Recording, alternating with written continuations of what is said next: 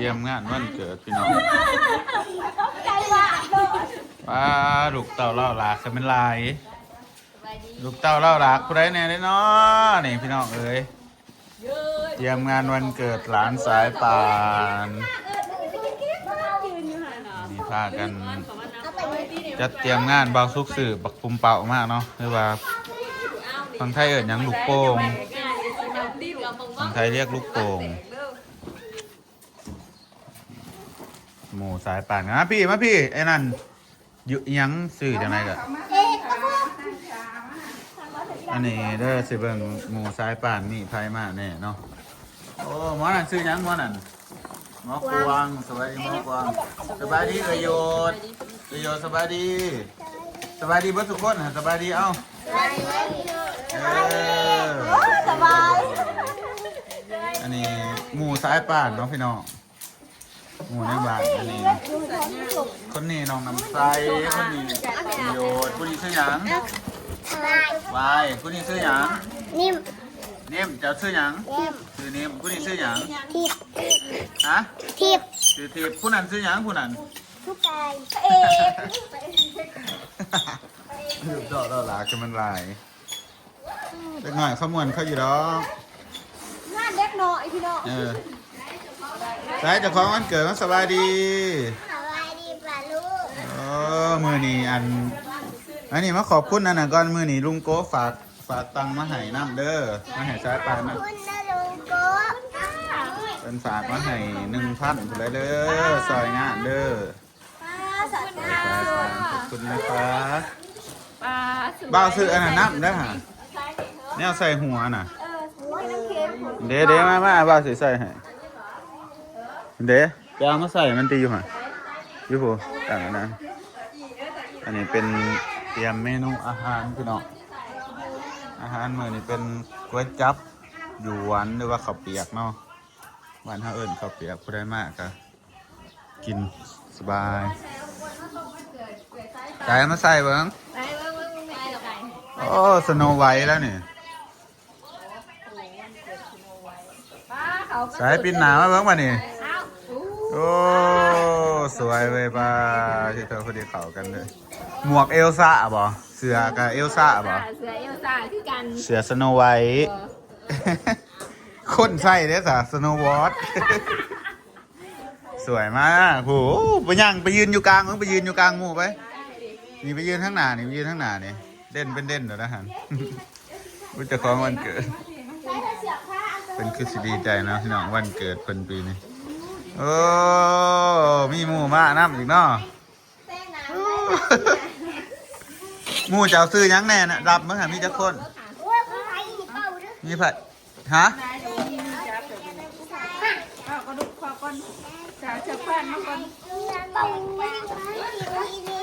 โอ้อีทิปอีนิมใส่ปะคือว่าไอ้โจมากินน้ำแน่ไอ้โจเด้ท่านมาบ่มาแรกเห็นคนสิลายพี่น้องมันสิเหาะเดี๋ยวได้6 มุกเนาะมันเหาะแต่บ่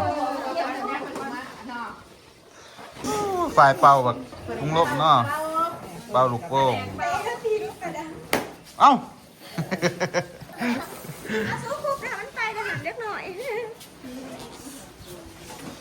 ประดับงานไปเด้อสั่งงานบุญแล้วพี่น้องเลย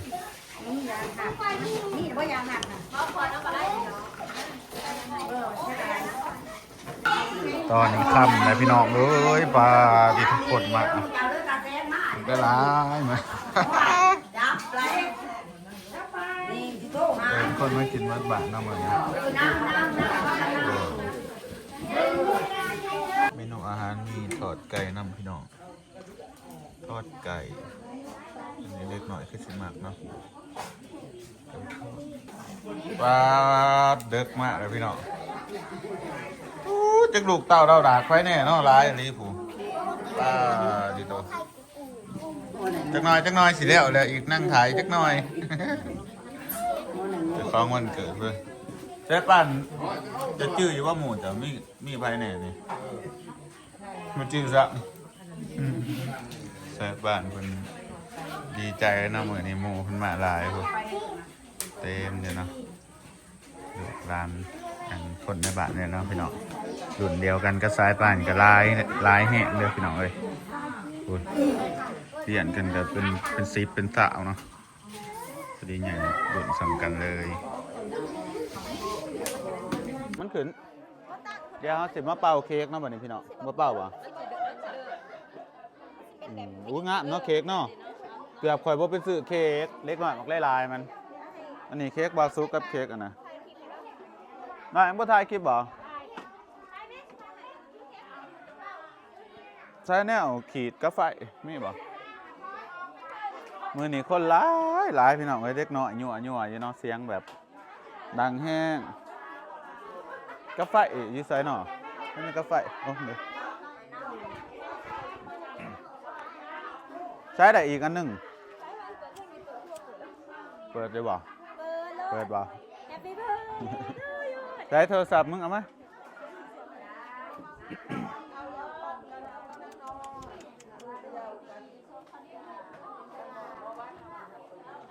เปิดอยู่บ่นี่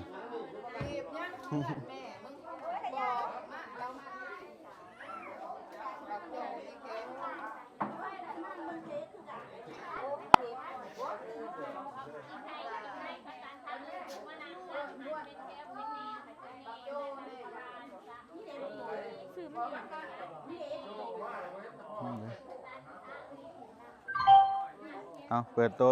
วเพลงอันไหนนะแต๊ดHappy Birthday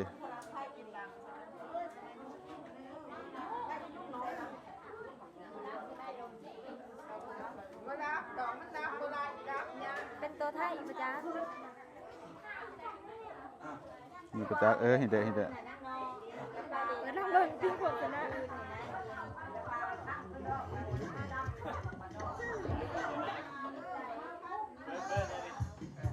เอาได้เปิดดังๆอีกใส่อีกอันหนึ่งเอาHappy Birthday นี่ก็จะมา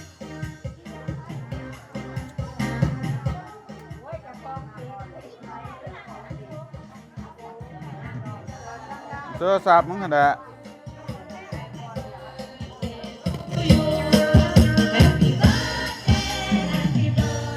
เอา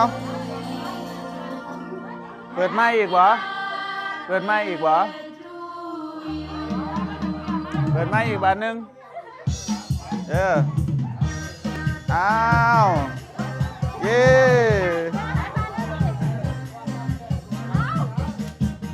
Happy birthday ห้องในที่บ่นะห้องในที่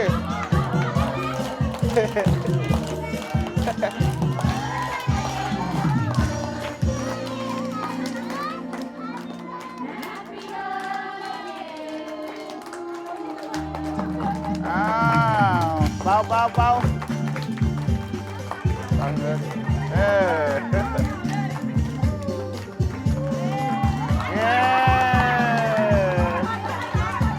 เป็นไง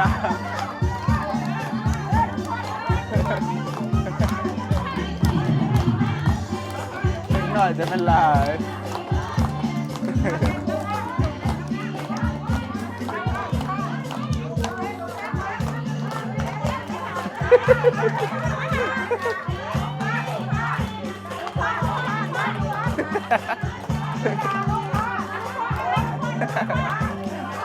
โอ้ยมอนอ่ะบอลเลยโอ้ยมอนอ่ะบอลเป็นเลย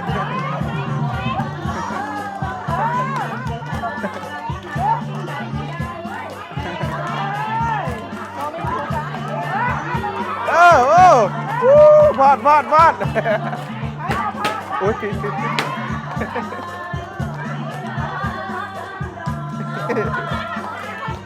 ก็อะไรตีปิดนะ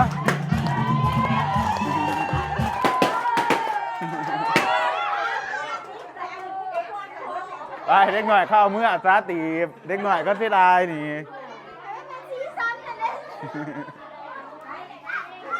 เอาเลยมาดิผู้ใดอยากได้เอาโลด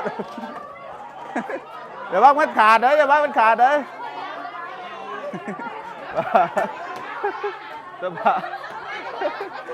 ็อยากได้ตัวนี้เอาตัวนี้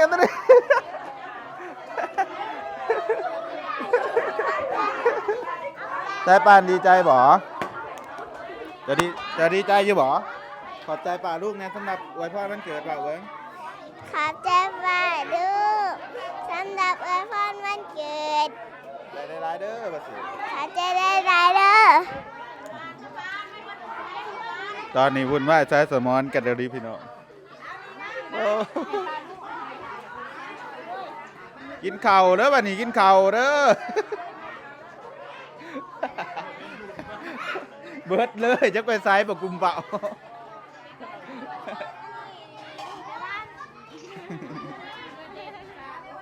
ไอ้น้องโทรบอก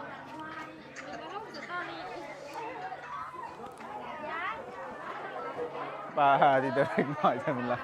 เป็นตะม่วนเนาะตอนยังหน่อยคือสิม่วนขนาดนะ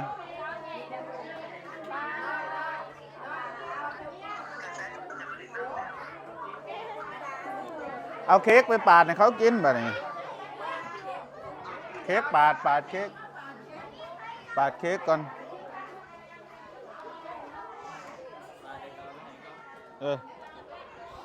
ปาดนี่เด้อเนาะ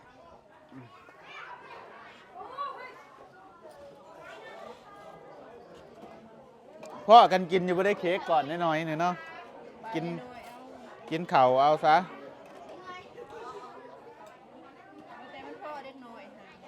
อีอูถ่ายรูปก่อนติถ่ายรูปก่อนจะถ่ายรูปปาดเค้กก่อนมาพี่ตีบเอามาปาดอยู่พี่ซะ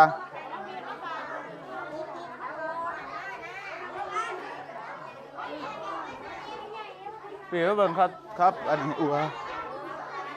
เขาผูกแขนให้สายป้านพี่น้องคุณแน่ปาดิโต ปาดเค้กก่อนปาดเค้กก่อนโอ้ยถอดออกรถจะได้กินบ่ได้ถอดรถจะได้กัน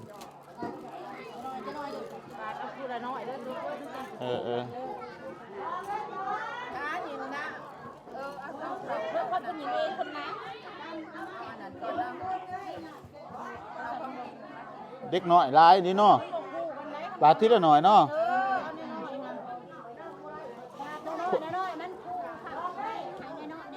ซ้ำนี่ง่ายโพดบ่เครื่องอีกเนาะเอาเครื่องอะไรอามาก็สิเอาที่เขาพัดไม่ใหญ่นี่อยากได้ก้อนใหญ่เนาะเพิ่นเนาะ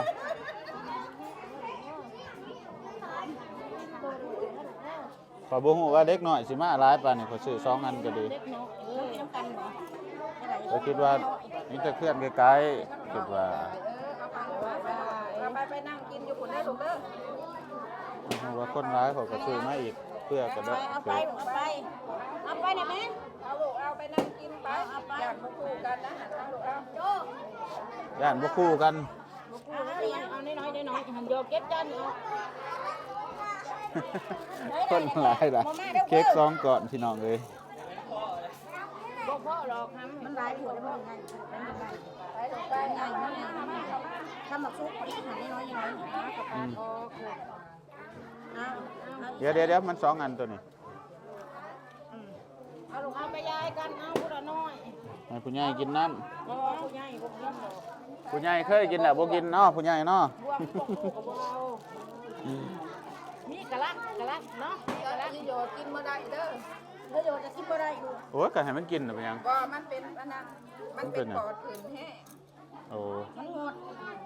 เป็นปอดโอ้ยตัวนี้คือเละแท้ใส่ล่ะเอาต่อเอาได้ผู้ละน้อยไหลเค้กคนละหน่อยพี่น้องคิดว่าบาซุกคิดว่าคนสุบร้ายบาซุกได้ซื้อเค้กอันเดียวอันหูว่าคนร้ายก็ซื้อมา2-3อันก็ดีเนาะแต่บ้าให้เด็กหน่อยเขากินนะมาลูกไฟบ่ทันใดเขามาเอา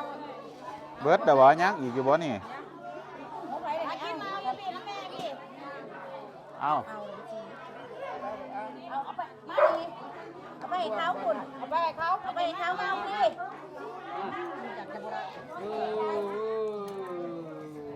ไปนี่โอ้จ้ะโอ้หลายๆเลยนกนะเอาดูนี่เอามาให้บักให้ นี่พี่พูดคนว่าพ่ออยากแม่พ่ออยากแม่ ขอบใจเด้อเบาในที่สายป่าน เอาละเก็บเอา ครบแล้วเนาะบัดนี้เล็กน้อยเนาะ ครบแล้วบ่ครบแล้วบ่เค้กครบแล้วบ่ยักษ์ไปแบบใส่จะมีกระลักมันหันแม่รถนี่เราไปเค้กเลยนะ ใส่บวกเด้อกัน โอ้มีเราก็ใส่บ่วงเด็กเอามาดูก่อน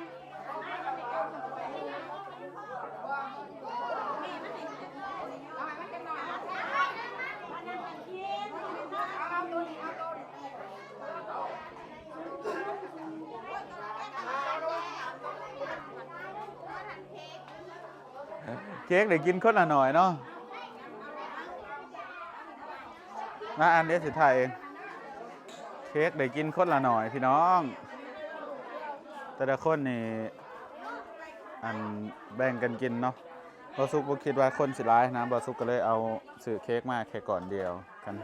คันบอสุกหูว่าคนร้ายเนี่ยนี่บอสุกก็ซื้อเค้กมาเพิ่มก็ดีเนาะพี่น้องบ่ฮู้ว่าแม่ก็เอื้อนคนมากินน้ำร้ายเผื่อบาเล็กหน่อยเนาะพี่น้องมันมักเค้กอยู่แล้วเพราะว่าบาสุกก็เคยเป็นเล็กหน่อยมากเนาะเข้าใจดีเวลาแบบว่าอันอาหารแนวนี้บ่ค่อยสนใจหรอกเนาะนอกจากแบบว่าเป็นเค้กนี่มากแฮะ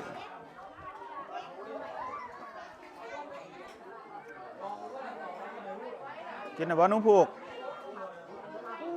ข้าวเปียกมื้อนี้เฮาเลี้ยงเป็นข้าวเปียกเนาะแซ่บอยู่บ่ข้าวเปียกฮะ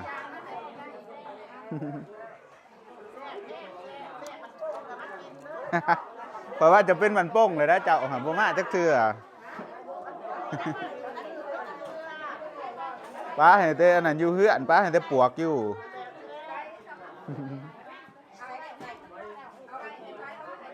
เด็กหน่อยไปใส่เบิร์ดบัดนี้บ่เคยเห็นไผเขาไหลปักโป่งคนละอัน2-3 อันเนาะ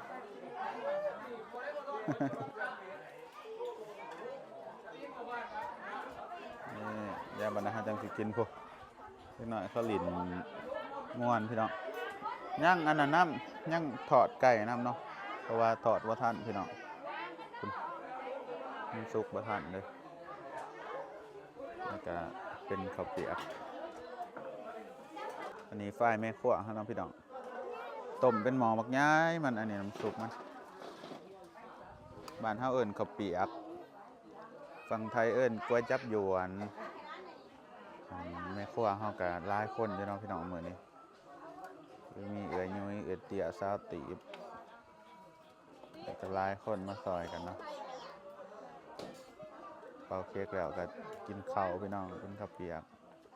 กินข้าวแรงมันก็แยกย้ายเนาะก็สิมีประมาณนี้พี่น้องงานวันเกิดทางบ้านบ่สุข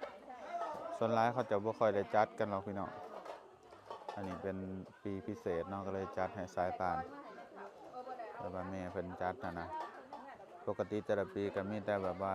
เฮ็ดกินแต่อยู่ในเฮือนเจ้าของพี่น้องปีแรกเลยที่แบบว่าจัดแล้วก็เอิ้นคนอันหลายบ้านมากินเนาะหลายบ้านหลายเฮือนมากินนำกัน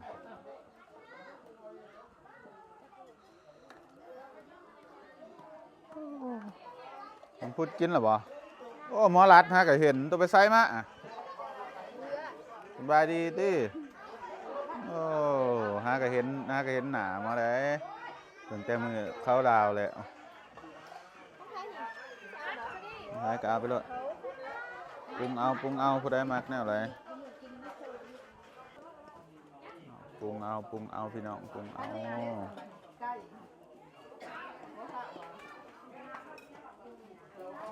ไก่สิครบกันเลยน้องพี่น้องยังอีกโบกีถวยก็ครบกันหมดทุกคนแล้วจะได้ความหมูซึกวันเกิดเป็นจะได้ม่วนบ่ดีบ่ปลาไหนนิ่งร้ายทำไมปลาที่เท่าคนผูกแขนร้ายเนาะโอ้สายป่านในเงินร้ายไปผลเป็นผูกแขนให้พี่น้อง10,000คนละ50ของวันเกิดเป็นคือสิมีความสุขว่ามื้อนี้มีความสุขหลายบ่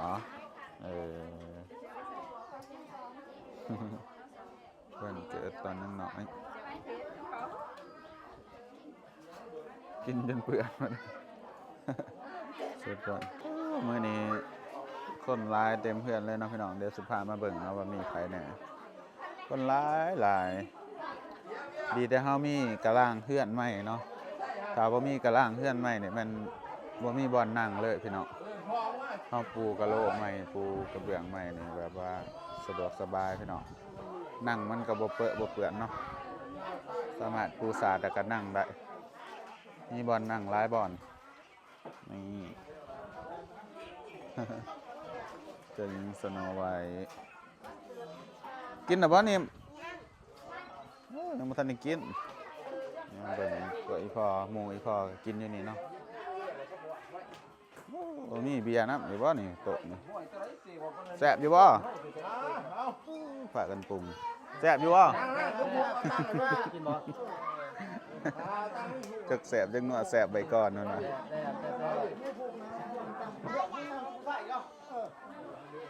ตัวได้ยังเมื่อตัวได้กุ้งเปล่าอันหนึ่งนี่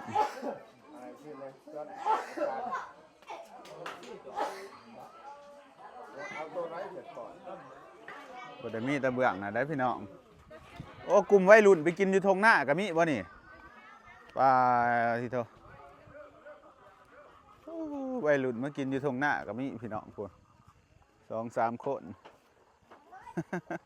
สมบุญเฮือนสมงานแบบงานแต่งหน่อยสายป่านแล้วนี่เด้อพี่น้องเอ้ย ตอนนี้หอดเวลาเขากินนะพี่น้องปอกับมาเด้อมื้อนี้เด้อไปใส่มา เกี่ยวหน้าไอ้ดอน เที่ยวหน้าไอ้ดอนโอ้เห็นบ่ได้มื้อเนาะเดี๋ยวพี่น้องหอดที่เขากินแล้วบัดนี้นี่ก็เพิ่นเกิดสายป่านแล้วเพิ่นก็สิแบบมีความสุข